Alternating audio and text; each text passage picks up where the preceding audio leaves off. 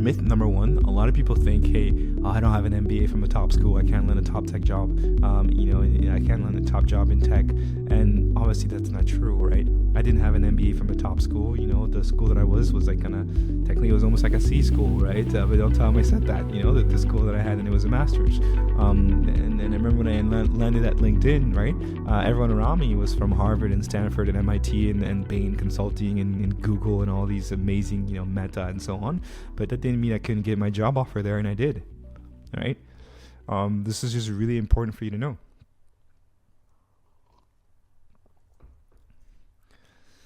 LinkedIn changed my life, right? In my career, landing at LinkedIn, it helped me just kind of like make sure that I got the opportunity when I got to LinkedIn to work with the teams in Paris, the teams in London, host like really big events with 10,000 customers worldwide coming in, with Michelle Obama coming in as a speaker. Like, it's just absolutely been amazing.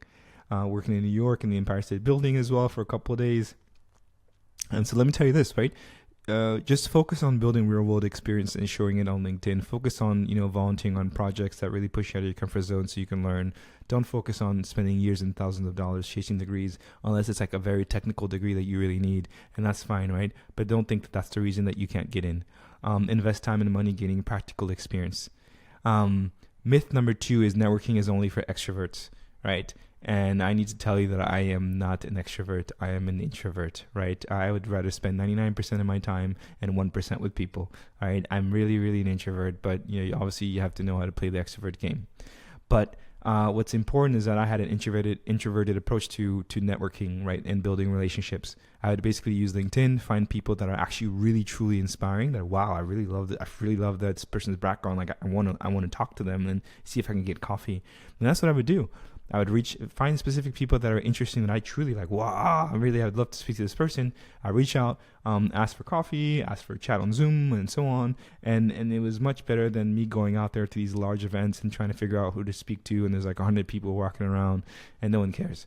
Right? I had very, very specific people that I reached out to, Robin Daniels, Tim Salau and David Talaga, like whether it's like how I got at LinkedIn, how I worked with and partnered with Microsoft on a couple projects, and how I basically relocated to Paris, right? Figuring out who to reach out to and things like that and learning from them. And so when I went to Paris, it basically, this is what I did, right? I reached out to people. I was having multiple calls with them in the morning, Zoom calls, because it was 8 a.m. here and like 5 p.m. over there. When I was in San Francisco and they were, or even later actually, yeah, I was in San Francisco and they were in Paris. And so that's actually what was a strategy that helped me get into, relocate and later on win awards and stuff with a company like Payfit that became a unicorn, and then becoming a CMO at Delenice, which was part of the BPC fintechs. Myth number 3 is hard work alone will get you noticed, right? Just putting your head down, crossing the finish line on projects and so on. Actually, I keep moving myself. No, it actually won't, right? Hard work won't get you noticed necessarily, right? It's not, what you need to do is, if you're not sharing your progress, you're missing out on opportunities basically, because, you can be the best person in the world, but if no one knows you exist, well, you don't exist, right? You can be doing the best projects in the world and making the biggest impact in your company and your function, but if no one knows you exist because you're not talking about that project, you're not sharing the kudos to other people who helped you as well, then you're not getting seen, right? So you have to make it a habit to document your successes, regularly update it on LinkedIn, talk about the project you just launched, and, thank the people involved. Here was the result. You got to keep doing this all the time, right? So that you can get found and people will see you and connect with you and even ask you for help. Myth number 4 is you should be grateful for whatever salary you're offered. No, if the market pays for $120K for this role and they're offering you at $60K, that's not okay, right? That's not okay at all. And so what not to do here typically is to just accept the first offer that you receive, because typically it's never the best offer. Now, obviously you have to do it in a respectful manner, but you want to make sure that counter with something that makes sense, it's logical in a polite way, and state your reasons. I talk about that obviously in the program. Everything I'm talking about now, is there's a detailed path and lesson on these. Pro tip, right? Negotiation isn't just about money; it's about the whole package. Don't just think about the salary; think about the benefits, the flexibility, When I was negotiating salaries, I was also negotiating flexibility. Like, hey, once a year, I want to go to Barcelona and teach 1 week at a business school Ayada, and I wanted that to be part of my contract, and they accepted. Right? Things like that, like whatever it is that you want. Hey, I want to make sure that I get at least, 1K a year to just kind of invest in my own personal growth. And that's great because it also helped the company. And these are the kind of things I put in there. You might not do it. And these are the things that you might be missing out on the table. Sign-on bonuses, things like that. End of year bonuses based on performance, things like that. That's how I went from, 55K to 225K plus now. That's how I went from, at one point just getting a salary to getting salary and commissions, right? Because you say, hey, I want to actually be compensated just like the sales team is when I was like leading marketing teams as well.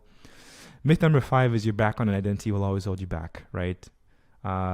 English is not my first language. I'm not from here. I'm too tall. I'm too old. I'm too young. I'm too fat. Don't have the experience. I'm African. I'm Latino. I'm whatever it is.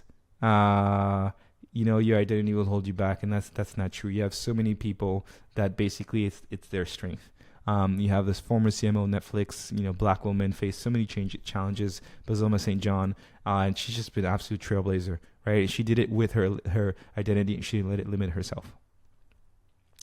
My journey as well, right? From sales at Dell, LinkedIn, San Francisco, PayFit, Amenities, Barcelona, all these different locations. I was typically the only minority all the time. You can look back at every single picture I have. I am always the only minority, but it didn't stop me, right? At all, right? And so it's not an excuse. And so my background is African, it's American, it's French, and you do what you have.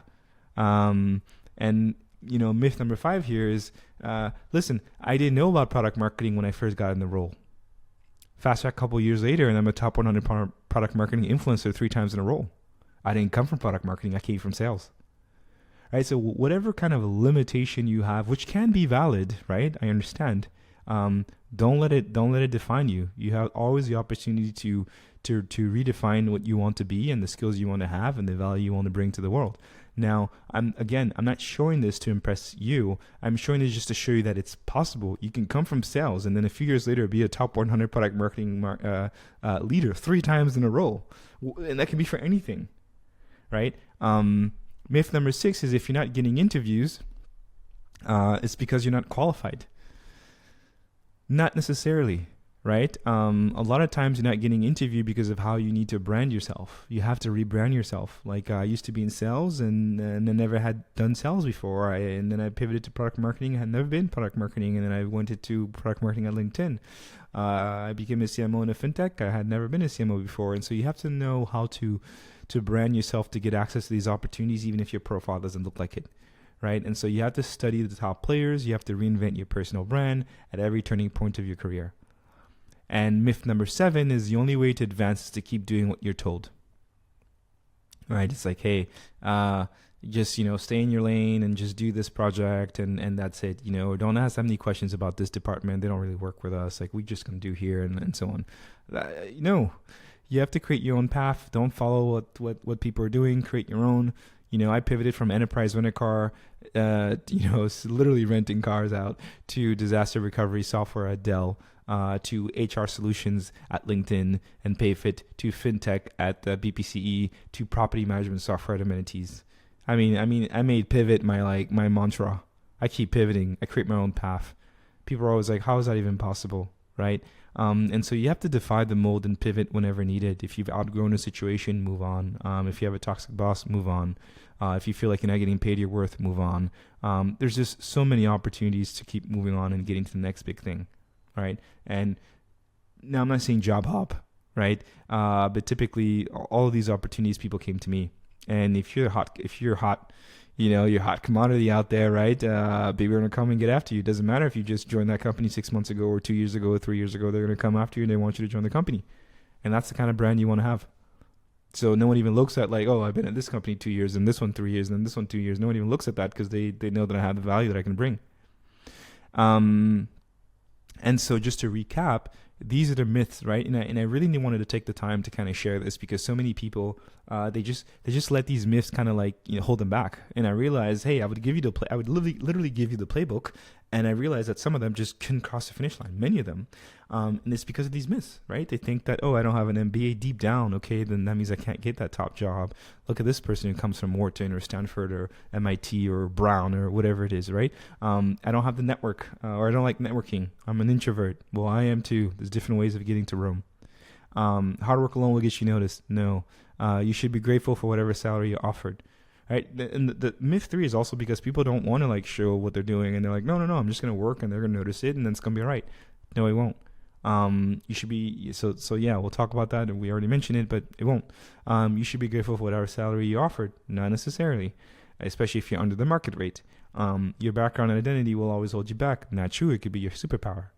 I was never African enough for the African kids. I was never French enough for the French kids. I was never American enough for the American kids. I never fit in.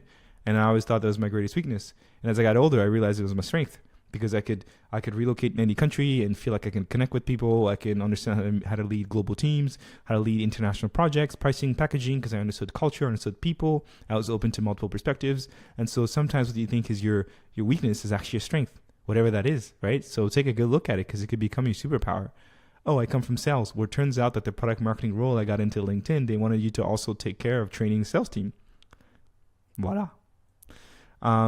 Myth 6, if you're not getting interviews, it's because you're not qualified. And myth 7, the only way to advance is to keep doing what you're told. And so you want to flip that over. The reality is focus on building practical real-world experience and showcasing it on LinkedIn. Focus on connecting one-on-one with people who inspire you. You don't need to go into a big crowd with thousands of people. Focus on one-on-one, be laser focused. People who actually like you want to speak to. 3, make it a habit to document your successes on LinkedIn. Never accept the first offer. Counter it in a respectful manner. Reality number 5 is you identify your identity is actually your differentiating power. Study the best and reposition your brand whenever you need to. Right? You're pivoting from one function to another, from one company to another, from one, whatever. And then 7, defy the mold and chart your own path at every turning point of your career. Every turning point of your career, because your career will change quite a lot. And so there you go. We are finally there, right? We've done so much work, right, to understand the power of tech companies, to understand how to think like a growth hacker because of the odds that are so difficult, understanding the power of LinkedIn, debunking these myths. Now we're going to go into the 7 steps. And like I mentioned, this keynote was going to be action-packed, 1 full hour just of pure value, right? Then it's going to be up to you. Of course, I'll have some opportunities for we can work together, mentorship, group calls, course, I got a bunch of stuff that I do, but obviously right here, you already have enough to hit the ground running.